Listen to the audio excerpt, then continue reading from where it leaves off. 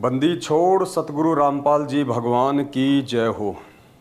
परमपिता परमात्मा सारी सृष्टि के रचनहार, कुल मालिक, असंख्य ब्रह्मांडों के स्वामी, जगत गुरु, तीनों लोकों में प्रवेश करके सबका भरण पोषण करने वाले संत श्रोमणी सतगुरु रामपाल जी परमेश्वर जी के चरण कमल में हम सभी सत्सेवक भाई बहनों का कोटि कोटि दंडवत प्रणाम। और लाइव वीडियो देख रहे आप सभी भाई बहनों को हम सभी की तरफ से प्यार भरा सत साहिब। भाई और बहनों, दया परमपिता परमात्मा की, जिनके आशीर्वाद से एक बार फिर आप और हम सभी सत्सेवक भाई बहन सोशल मीडिया पर साथ संगति के माध्यम से अपने विचारों को लेके परमात्मा के सत्संगों को आधार बना के एक दूसरे के सामने रूबरू हैं। और पिछली पीढ़ी में सतगुरु रामपाल जी भगवान की ये विशेष मेहर है, ये विशेष दया है उनकी आत्माओं पे, जो परमेश्वर अपनी आत्माओं को ज्ञान आधार से मजबूत करने के लिए सात संगतियों के माध्यम से एक दूसरे को जोड़े हुए हैं। और निरंतर भगत आत्माएं एक दूसरे के सहयोग से ज्ञान को आधार बना के भक्ति मार्ग में आगे बढ़ती जा रही हैं। तो आज एक विशेष न्यूज़ थी जो आज नहीं तो कल घटित होनी थी, क्योंकि परमात्मा कहते हैं कि राम धारा और राजधारा, इनसे ना कोई बच पाया है और ना कोई बच पाएगा। तो बरवाला कांड 2014 आप सभी जानते हैं। जिस बरवाला कांड को करवाने में वैसे मुख्य भूमिका तो काल भगवान की थी, लेकिन काल भगवान साक्षात प्रकट नहीं होता है। वो साक्षात प्रकट होकर अपना कोई काम नहीं करता है। वो दूसरी आत्माओं में प्रवेश करके या उनके अंदर कुप्रेरणा करके वो अपना काम निकलवाता है। तो 2014 से पहले ही इस काल भगवान ने सतलोक आश्रम मैनेजमेंट हरियाणा यानी पूज्य गुरुदेव सतगुरु रामपाल जी भगवान के कलयुगी परिवार को अपना मोहरा बना लिया था बरवाला कांड के लिए। उस परम संत को, उस मार्ग को जो वे आगे लेके जा रहे थे, उसको अवरुद्ध करने के लिए। क्योंकि एक परमेश्वर की वाणी है कि जब तक हंसा हमरी आना, काल लगे ना तेरा बाणा। गुरुदेव कहते हैं जब तक भगत मेरी आन कान में, अर्थात मेरी मर्यादा में रहेगा, मेरे नियमों में रहेगा, गुरु को परमात्मा मान के भक्ति करेगा, तो काल उसको ठग नहीं सकता, काल उसको तोड़ नहीं सकता, काल उसके माध्यम से अपना काम निकलवा नहीं सकता। तो 2014 बरवाला कांड इसी बात का एक जीता जागता प्रमाण है कि काल भगवान ने गुरुदेव के कलयुगी परिवार को, जिसमें उनके बेटा बेटी, भाई बंधु, रिश्तेदार, जवाई और कुछ स्टेट कोऑर्डिनेटर थे, जिनको मोहरा बनाया। क्योंकि इन सभी लोगों की मर्यादा टूटी हुई थी। ये सभी लोग सतगुरु को मानुष मानते थे और चापलूसी सतलोक आश्रम बरवाला में पूज्य गुरुदेव जी के छोटे कलयुगी भाई महेंद्र भगोड़े की करते थे। जैसा महेंद्र इनको दिशा निर्देश देता था, गुरुदेव से ज्यादा ये उनकी बातों को महत्व देते थे, जिसके चलते परमात्मा की मर्यादाओं से ये दूर थे। काल भगवान ने इन सभी आत्माओं को मोहरा बनाया और आज आप देख ही रहे इन्होंने संगत को कहां से कहां पहुंचा दिया है। कहां संगत बेचारी परमात्मा की गोद में बैठी हुई थी और कहां पिछले 7 वर्षों से इन्होंने संगत और परमात्मा के बीच में सैकड़ों कोस की दूरी पैदा कर डाली है।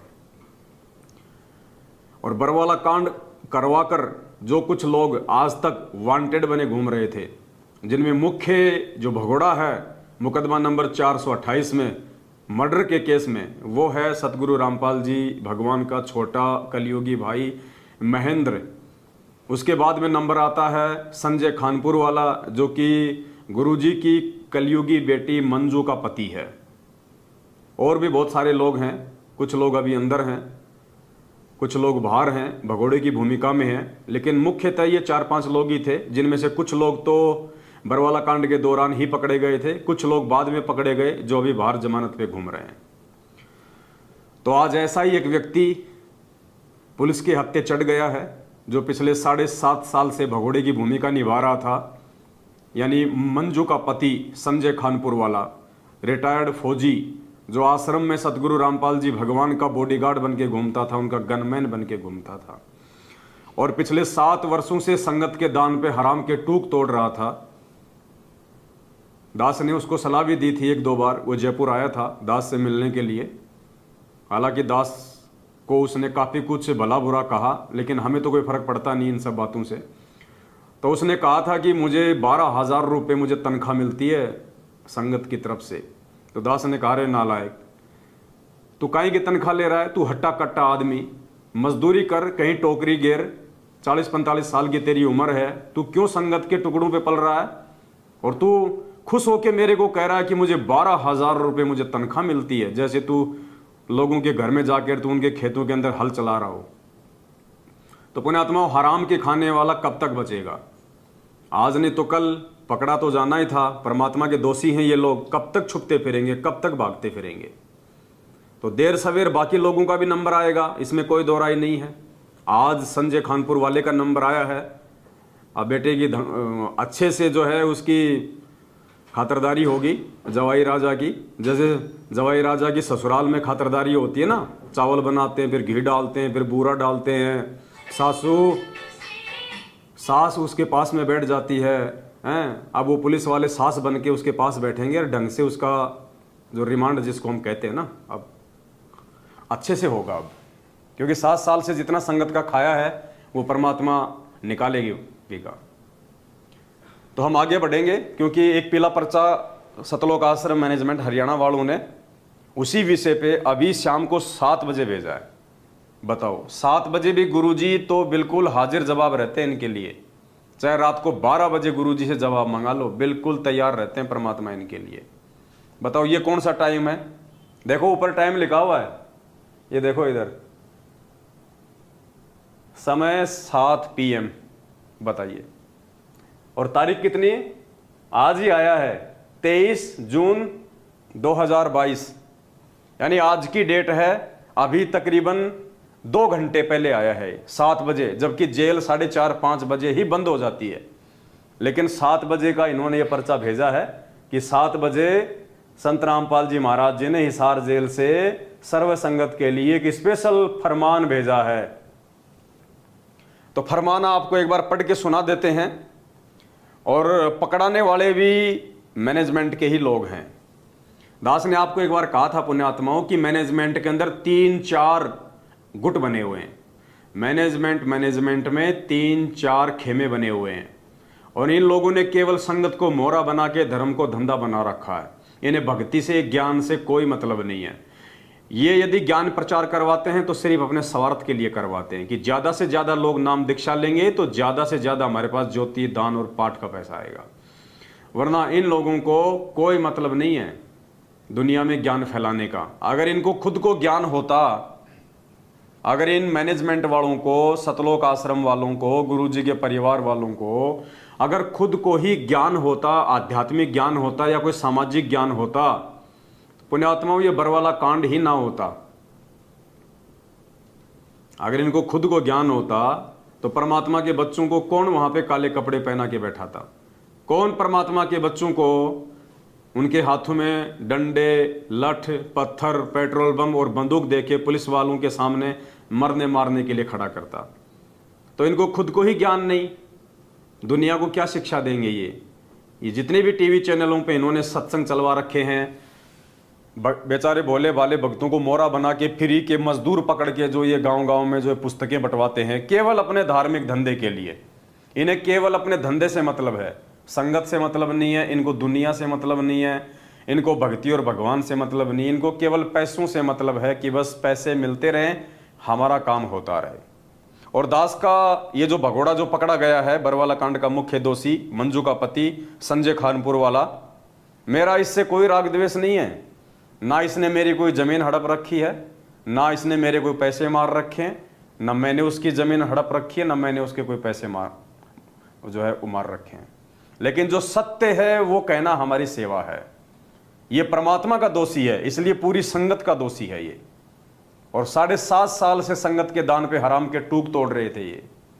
आज ये पकड़ा गया है देर सवेर, क्योंकि कहते हैं ना कि परमात्मा के घर में देर है, अंधेर नहीं है। तो एक न एक दिन सबका नंबर आएगा, और ये समय नजदीक आता जा रहा है। ये परमेश्वर के बाहर आने का भी समय नजदीक आता जा रहा है, और परमेश्वर उसी दिन बाहर आएंगे जिस दिन ये सारे के सारे दोषी, चाहे वो क्रोथा कांड के हों, चाहे बरवाला कांड के हों, ये महेंद्र भगोड़े से लेके जितने भी भगोड़े हैं, जितने भी ये दोषी लोग हैं, जब तक ये लोग सलाखों के पीछे अंदर नहीं हो जाते तब तक परमात्मा बाहर नहीं आने वाले।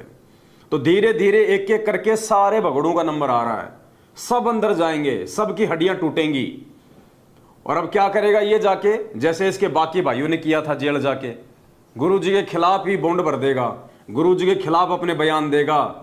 जब पिछवाड़े पे डंडे पड़ेंगे तो गुरु जी के खिलाफ पुरुषोत्तम की तरह, रामकुमार ढाका की तरह, बलजीत की तरह ये लिख लिख के दे देगा वहां पे कि साहब हमने कुछ नहीं किया, हमसे जो भी करवाया संत रामपाल जी महाराज जी ने करवाया। संत रामपाल जी महाराज जी के कहने पे हमने कमांडो बनाए, संत रामपाल जी महाराज जी के कहने पे हमने पेट्रोल बम रखवाए, हमने भक्तों को मेन गेट पे बैठाया, क्योंकि संत रामपाल जी महाराज जी नहीं चाहते थे कि मैं कोर्ट में जाऊं।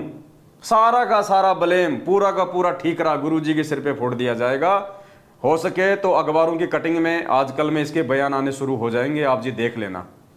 सेम टू सेम यही बातें आपके सामने आएंगी जो आज से पहले बाकी जो है पकड़े गए लोगों के बयान आए थे। तो देर सवेर नंबर आया और नंबर आएगा, बाकी लोगों का भी आएगा, और उन मनवस लोगों को भी अपने कुकर्मों की सजा मिलेगी। उन नामदान संचालक और उन कोऑर्डिनेटरों को भी अपने प्रत्येक कुकर्म की सजा मिलेगी जो उस परमेश्वर के बच्चों को ये फर्जी नामदान केंद्र खोल खोल के ज्योति पाठ और दान के आदेश बता बता के इन फर्जी आश्रमों में भेज भेज के बेचारों को भक्ति धन से और आर्थिक रूप से उनको ठग रहे हैं।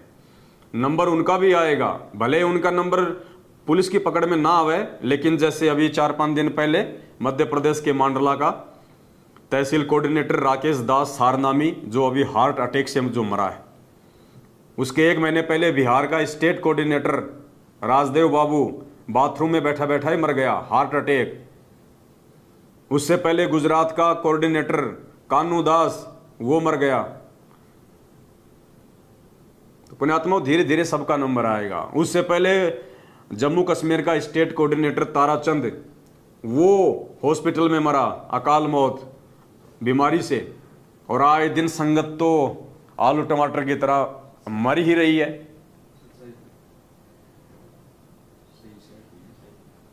तो पुण्यात्माओं, अब दास आपको थोड़ा सा ये दिखाना चाहेगा, समझाना चाहेगा। ये पीला पर्चा इन्होंने वायरल किया है। जैसे ये संजय खानपुर वाला पकड़ा गया कल, तो तुरंत सतलोक आश्रम मैनेजमेंट हरियाणा ने एक दूसरे के ऊपर शक की दृष्टि डालते हुए कि भाई किसने पकड़ाया, किसने पकड़ाया। तो जो भी व्यक्ति थोड़ा बहुत इनके विरोध में होता है ना, जो इनके इन फर्जी फरमानों को नहीं मानता है और जो इनके साथ में होता है, ये उसी के ऊपर अपने शक की सुई लेके जाते हैं। तो आज इन्होंने एक पीला पर्चा निकाला है 2 पेज का। दास आपको ये पढ़ के सुना देता है, देख लीजिएगा। सत साहिब जय बंदी छोड़ की, सतगुरुदेव जी की जय। दिनांक 23/6/2022, समय 7 बजे, यानी आज की डेट है। और आज शाम को 7 बजे ही हिसार जेल से इनके अनुसार ये पीला पर्चा आया है। जैसे गुरुजी इन्हीं के लिए बैठे हैं, गुरुजी को वहां पे प्रिंटिंग प्रेस दी हुई है, एक कंप्यूटर दिया हुआ है, और गुरुजी की ड्यूटी केवल एक ही है कि मैनेजमेंट के लिए पीले पर्चे छापते रहो बस। ये देखिए, सत साहिब सर्व संगत व सर्व आश्रमों तथा नामदान केंद्रों तथा सत्संगों को करने वाले सब सेवादारों को दास का निर्देश है। यानी गुरुजी ने पूरे मैनेजमेंट को स्पेशली एक आदेश दिया है, एक निर्देश दिया है आज सख्त स्पेशली। दास का निर्देश है कि भगत सुभाष पुलिस वाला सनोप श्री महेंद्र सिंह, गांव शुंडाना, जिला रोहतक की नो एंट्री की जाती है। कोई सुभाष दास है, कोई पुलिस वाला, भगत ही है, रोहतक का है। तो स्पेशली आदेश बताया है गुरुजी की तरफ से। लिखने वाले तो कौन है आपको अच्छे से मालूम है ही कि ये पीले पर्चे कौन छापता है। जिला रोहतक की नो एंट्री की जाती है। उस सुभाष दास पुलिस वाले की सभी आश्रमों से, सभी नामदान केंद्रों से नो एंट्री की जाती है। और अगर इनका बस पड़े तो ये धरती से नो एंट्री कर दें, धरती से, लेकिन इनका इतना जोर नहीं चल पा रहा। इस पर शक है। अब बताओ, अरे भगवान किसी पे शक करता है क्या? पुण्यात्माओं विचार करो। ये क्या साबित कर रहे हैं गुरु जी को? आप और हमारे जैसा 2 कोटि का जीव क्या कह रहे हैं? देखो, इस पर शक है कि इसने भगत संजय दास खानपुर वाले को सीआईडी करके पकड़वाया है। यानी ये संगत ने विचार करना है। ये तो जो मर्जी लिखेंगे इस पीले पर्चे में, इनका तो काम है, काल भगवान इनकी बुद्धि पे बैठा हुआ है, पेन कॉपी इनके हाथ में दी हुई है, ये जो मर्जी लिखेंगे। लेकिन आपको ये पीला पर्चा दिखाने का दास का मतलब क्या है कि आप लोग समझो, इसकी लिखावट को समझो, इस पीले पर्चे के शब्दों को समझो। क्या वो परमात्मा भी किसी पे शक करेगा? क्या भगवान भी शक करने लग गया? एक तरफ तो हम गुरु जी को अंतर्यामी कहते हैं कि अंतर्यामी एक तुम, आत्म के आधार, जो तुम छोड़ो हाथ तो मैं कौन उतारे पार। अरे अंतर्यामी को शक करने की क्या जरूरत है? अंतर्यामी तो सीधा सीधा बोल दे कि भैया इसी ने पकड़वाया है और कोई दूसरा नहीं है, यानी बात खत्म। अब ये शक की बात कहां से आ गई? पुण्यात्मा, शक कौन करेगा? शक वो व्यक्ति करेगा जिसको सच्चाई का नहीं पता है, जिसको हकीकत का नहीं पता है, जो 50-50 है, जिसको संदेह है कि वो भी हो सकता है वो भी हो सकता है। तो यहां पे गुरुजी के नाम से ये पीला पर्चा लिखा गया है और कह रहे हैं कि गुरुजी को शक है। यानी गुरुजी लिख रहे हैं इस पीले पर्चे में मैनेजमेंट के अनुसार कि मेरे को शक है। यानी बिना कोई चीज फाइनल, बिना कोई परमाणु के क्या हमारे गुरुजी कभी कोई बात बोलते हैं? हमारे पूज्य गुरुदेव जी की सबसे बड़ी खासियत क्या है? सबसे बड़ी खासियत है कि हमारे गुरुदेव कोई भी शब्द अपने मुख कमल से उस समय बोलते हैं जब उनके पास में उसके विषय में 10 प्रमाण होते हैं, उनके पास में वो सबूत होते हैं। जैसे परमात्मा ने ब्रह्मा विष्णु महेश की उत्पत्ति बताई, उनके माता पिता बताए, उनकी जन्म मृत्यु बताई, तो परमात्मा ने उनके 10 उनके एग्जाम्पल दिए, उनके सबूत दिए। और यहां क्या कह रहे हैं? गुरुजी को भी शक है। यानी गुरुजी आश्वस्त नहीं है, यानी गुरुजी अभी पूरी तरह से इस बात से अपरिचित हैं, आप और हमारी तरह 2 कोटि के जीव की तरह। तो भगवान भी शक करने लग गया। एक नया पॉइंट निकल के आया है। थोड़े दिनों में पता नहीं क्या क्या बना देंगे गुरुजी को, देखते जाना आप। अगर आप लोगों ने आंखें नहीं खोली ना, पता नहीं गुरुजी को क्या क्या बना देंगे ये। तो कह रहे भगवान को भी शक है भाई।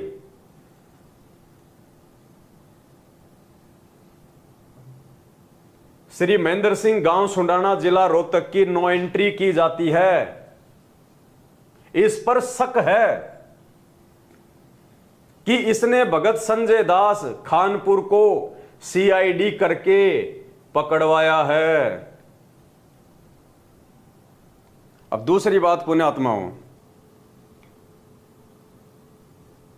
परमात्मा ये पीला पर्चा क्यों लिखेंगे? अरे जो जैसे कर्म करेगा अपना भोगेगा, अपना पाएगा। गुरुजी क्यों पक्ष लेंगे एक भगोड़े का? एक भगोड़े व्यक्ति का गुरुजी क्यों पक्ष लेंगे? विचार करो पुण्यात्माओं। परमात्मा ने अपना खुद का पक्ष नहीं लिया। और कोर्ट में क्या कहा था गुरुजी ने हंसते हुए जब उनको सजा सुनाई गई कि भैया ऊपर वाला देखेगा, परमात्मा देखेगा हमारा, तो हंसते हुए। तो यहां गुरुजी कैसे किसी का जो है वो पक्ष लेंगे? अपने ही एक भगत पे गुरुजी शक कर रहे हैं और अपने एक भगत को जो कि भगोड़ा घोषित है। विचार करो, क्या भगोड़े व्यक्ति का गुरुजी कभी पक्ष लेंगे? अरे जो भगोड़ा है वो भगवान का भगत कहां से हो गया? भगवान का भगत कभी भगोड़ा नहीं हो सकता, क्योंकि भगत कभी कोई गलत काम नहीं करता। और जो गलत काम करता वो जो है वो भगत नहीं होता। और जो भगत होगा वास्तव में वो भगेगा नहीं, वो भगोड़ा नहीं होता। और फिर भी जो व्यक्ति 7.5 साल से पुलिस के आगे बरवाला कांड के बाद में भगोड़ा बन के घूम रहा है, तो सबसे बड़ा दोषी है वो। अगर ये संजय खानपुर वाला, ये मंजू का ये पति, अगर बरवाला कांड में इसका कोई दोष नहीं था, अगर ये दोषी नहीं है, तो इसको भगोड़ा बन के भगने की क्या जरूरत थी? जैसे हमारे गुरुदेव पुलिस के साथ चले गए, ये भी चला जाता। इसको भी अपने गुरुजी पे विश्वास होना चाहिए था, इसको भी अपने भगवान पे विश्वास होना चाहिए था कि भाई ये तो परीक्षा है, जब हमारे गुरुजी नहीं भग रहे तो हम क्यों भगे? देखा जाएगा, हम सत्य हैं, जीत हमेशा सत्य की होती है, आज नहीं तो कल। परमात्मा कभी तो हमारी सुनेगा, जैसा कि पूज्य गुरुदेव जी कहते हैं। तो इसको भगने की जरूरत क्या थी? पुलिस के आगे भगोड़ा बन के, चोर बन के। इसका मतलब ये दोषी है। और दास तो भाई आई विटनेस है, आई विटनेस। मैं तो था बरवाला कांड में, मेरे को भी इन्होंने छोटा मोटा कमांडो बनाया हुआ था वहां पे। तो मुझे तो मालूम है कि बार बार यही आदेश लेके आता था। गुरु जी का आदेश आ गया, भक्तों गुरु जी तुम्हारी सेवा से अति प्रसन्न हैं। हम भूल जाया करते, वाह भाई वाह, आज तो मौज होगी। भक्तों सबको सार नाम मिलेगा, गुरु जी ने बोल दिया है। जिसको प्रथम नाम है उसको सतनाम मिलेगा, जिसको सतनाम है उसको सार नाम मिलेगा। बरवाला कांड होते ही बताइए, ये भगोड़ा आदमी आज जब ये पकड़ा गया तो गुरुजी इसका पक्ष लेंगे। अब आप देखते जाओ आगे आगे। इस पर शक है कि इसने भगत संजय दास खानपुर को सीआईडी करके पकड़वाया है। इसी के पुलिस विभाग के व्यक्ति ने तो यहां तक बताया है कि यह सुभाष हिसार से रोहतक इसी शर्त पर बदला गया है, इसने अपने भक्तों को पकड़वाने का वायदा किया है। अब आगे क्या लिखा जा रहा है कि जो इसके साथी भगत हैं, जो पुलिस में हैं, इसके डिपार्टमेंट में हैं, सुभाष के डिपार्टमेंट वाले, तो यहां तक कह रहे हैं कि ये पहले हिसार में था ये पोस्टेड, और इसको रोहतक में केवल इसीलिए पोस्टेड किया गया है कि इसने बरवाला कांड के जो भगोड़े भगत हैं उनको पकड़वाने का वायदा किया था हरियाणा प्रशासन को कि आप लोग मेरा जो तबादला है वो हिसार से रोहतक कर दो, और मैं वादा करता हूं कि बरवाला कांड के जितने भी भगोड़े हैं एक एक करके मैं सबको पुलिस को पकड़वा दूंगा। मतलब ये कंफर्म न्यूज बता रहे हैं गुरुजी। अगर ये कंफर्म है तो फिर पुण्यात्मा, फिर ऊपर वो शक कौन कर रहा है? फिर शक करने की गुंजाइश कहां रह गई? फिर जब इतना कंफर्म हो गया, इसके डिपार्टमेंट वाले यहां तक बता रहे हैं कि इसका तो प्रमोशन, इसका तो तबादला इसलिए हुआ हिसार से रोहतक में कि इसने भक्तों को पकड़वाने का वायदा किया था, तो फिर शक की बात कहां रह गई? फिर गुरुजी शक क्यों लिखेंगे ऊपर कि हमें शक है? जब इतना बड़ा पुख्ता प्रमाण आ गया सामने, उसी के लोगों ने कह दी ये बात, फिर वो शक की बात यहां पे गुरुजी क्यों करेंगे कि हमें शक है?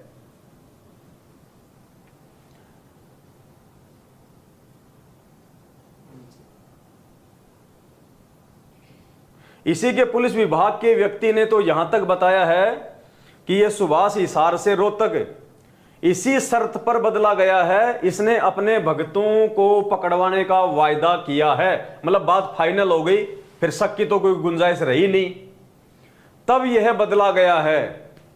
यह कौन? यह सुभाष 12, 13, 14 जून 2022 परमात्मा के प्रकट दिवस पर तीनों दिन रोहतक के सिंहपुरा आश्रम में सेवा के बहाने रहा था। 3 दिन का जो ये प्रकट दिवस था ना, कागज की फोटो का, ये रोहतक के सिंहपुरा आश्रम में भी मनाया गया था। तो कह रहे हैं कि तीनों दिन ये वहां भंडारे में मौजूद था, ये सुभाष पुलिस वाला। अच्छा, रोहतक के सिंहपुरा आश्रम में सेवा के बहाने रहा था, जैसा इसी के विभाग के व्यक्ति ने बताया। ये भी फाइनल है। जब तक इसका जवाब नहीं आता तब तक इसकी नो एंट्री की जाती है। शक तब और दृढ़ हो जाता है जब इसने, सुभाष ने, बेटी मंजू के पूछने पर कि क्या आपको पता है कि संजय मंजू के बटेऊ को पुलिस ने पकड़ लिया है, यानी कह रहे हैं कि उस समय शक और ज्यादा मजबूत हो जाता हमारा सुभाष के ऊपर जब संजय की धर्मपत्नी मंजू, जो कि गुरुजी की बेटी है, उसने इसको फोन किया और पूछा कि सुभाष भाई क्या तुम्हें पता है संजय पकड़ा गया, मेरा पति पकड़ा गया? तो इसने कहा कि हाँ मुझे पता है, पकड़ा गया, अभी 1 घंटे पहले तो पकड़ा गया। उसे तो 1 घंटा हो गया है पकड़े हुए। रोहतक की एसटीएफ टीम ने पकड़ा है। उसी एसटीएफ टीम में सुभाष भेष बदल कर आया है। ये भगत, ये गलत मिसप्रिंट है। भगत बदल कर तो मतलब है नहीं, भेष बदल कर ही होगा। यानी उस जिस रोहतक की जिस एसटीएफ टीम ने इस संजय खानपुर, इस भगोड़े को जो पकड़ा है, कह रहे हैं कि उसी टीम का सदस्य था ये सुभाष। बेटी मंजू ने कहा कि भाई आपको पता था तो बताया क्यों नहीं? उत्तर था कि ध्यान नहीं रहा, कि भाई मैं भूल गया बताना, मुझे मालूम था कि तेरा पति पकड़ा गया और घंटा भर हो गया, लेकिन मैं बताना भूल गया। अब देखिए आगे क्या कह रहे हैं गुरुजी इन लोगों की तरफ से। यदि भगत सुभाष का स्पष्टीकरण संतोषजनक नहीं मिला तो इसको गुरुद्रोही घोषित किया जाएगा। अब पहले तो उस पर इतने शक किए जा रहे हैं, फिर उसके डिपार्टमेंट के लोग भी बता रहे हैं, और अभी भी क्या कह रहे हैं कि एक बार सुभाष से पूरी बात कर लो, अगर संतोषजनक कोई जवाब नहीं मिलता है तो फिर उसको गुरुद्रोही घोषित कर दो। यानी गुरुद्रोही, फिर इसका मतलब गुरुजी घोषित नहीं कर रहे, गुरुद्रोही तो मैनेजमेंट घोषित करेगा। अगर मैनेजमेंट अगर संतुष्ट हो गया तो ठीक है, ये गुरु भगत है, और मैनेजमेंट यदि संतुष्ट नहीं हुआ तो ये गुरुद्रोही है। तो विचार करो भाइयों, गुरुद्रोही कौन घोषित कर रहा है? गुरुजी कर रहे हैं या मैनेजमेंट गुरुद्रोही घोषित कर रहा है? देखो ये क्या लिख रहे हैं, यदि भगत सुभाष का स्पष्टीकरण संतोषजनक नहीं मिला तो इसको गुरुद्रोही घोषित किया जाएगा। यदि सच में यह गलती की है तो परमात्मा का दोषी है।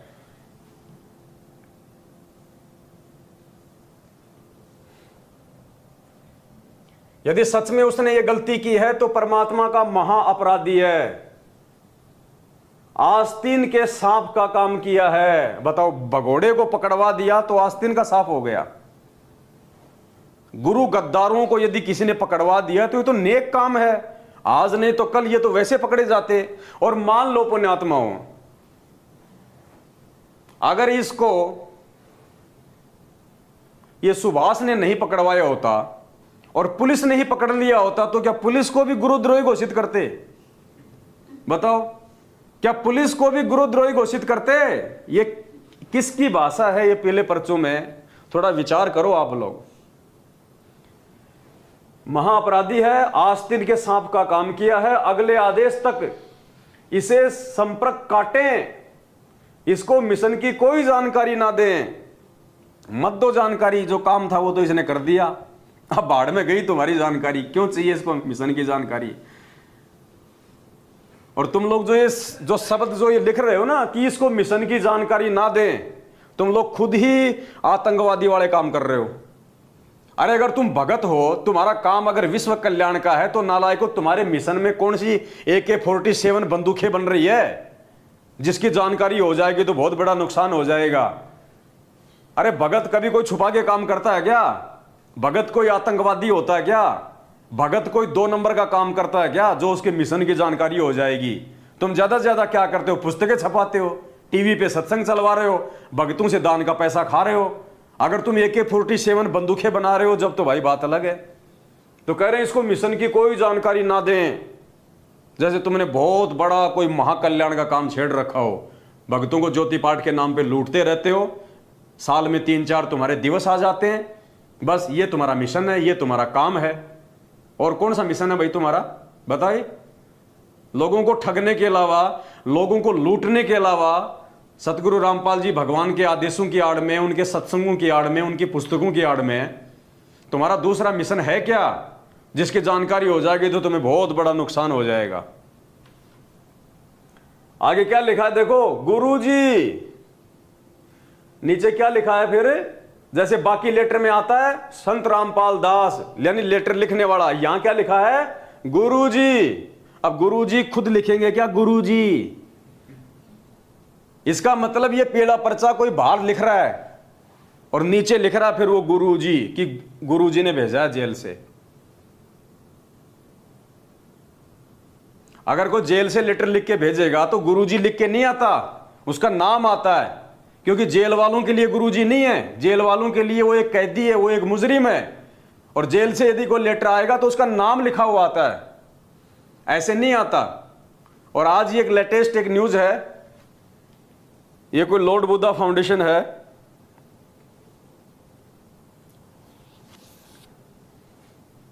क्या आपके पास? मेरे को भेजना। भगत जी आप भेजो मेरे उस पे दूसरे नंबर पे भेजो 827384 वाले पे। मध्य प्रदेश की कोई संस्था है लॉर्ड बुद्धा फाउंडेशन, आप सब जानते भी होंगे। पहले ये लोग ठीक थे, बीच में फिर इन्होंने खुद भी गुरुजी की जमानत के नाम पे अपना धंधा शुरू कर दिया। तो इन्होंने अभी महीने भर पहले हिसार जेल में कोई आरटीआई लगवाई थी कि भाई हिसार जेल से संत रामपाल जी ने कोई लेटर, कोई वीडियो, कोई ऑडियो, कोई पत्र, कुछ संदेश कोई भेजे हैं क्या आज तक 7 साल से जब से वे जेल में गए हैं। तो उसका जवाब आया है कि हिसार जेल से कोई भी ऑडियो, कोई भी वीडियो, कोई भी लेटर, कोई भी संदेश, कोई भी चिट्ठी उनकी तरफ से बाहर नहीं भेजी गई है, ना कोई पुस्तक भेजी गई है। आज स्पष्ट वो आरटीआई में लिखा हुआ है। और कितनी आरटीआई पहले लग चुकी हैं इन्हीं मुद्दों को लेके। हर बार जवाब आता है सुनने, यानी कुछ नहीं भेजा गया जेल से, बाहर से लोग कोई धोखाधड़ी कर रहे हैं, कोई फ्रॉडबाजी कर रहे हैं। भेज दिया गया।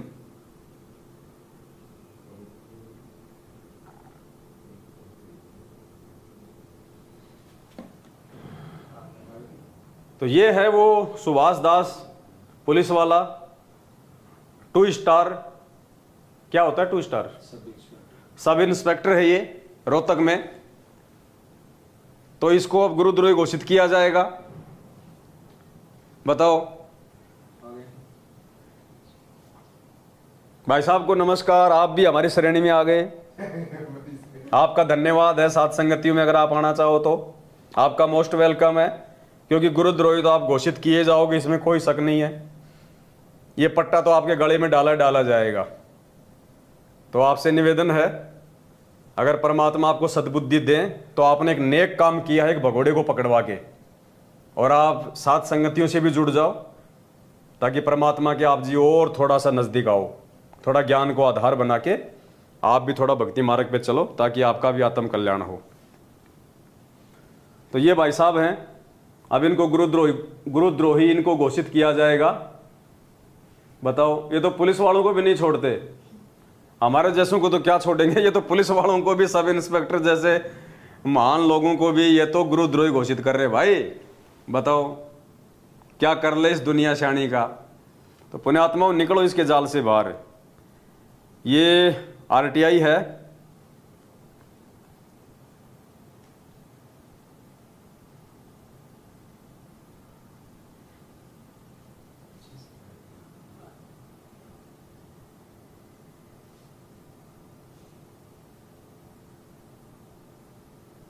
ये दास आपको थोड़ा पढ़ के सुनाएगा।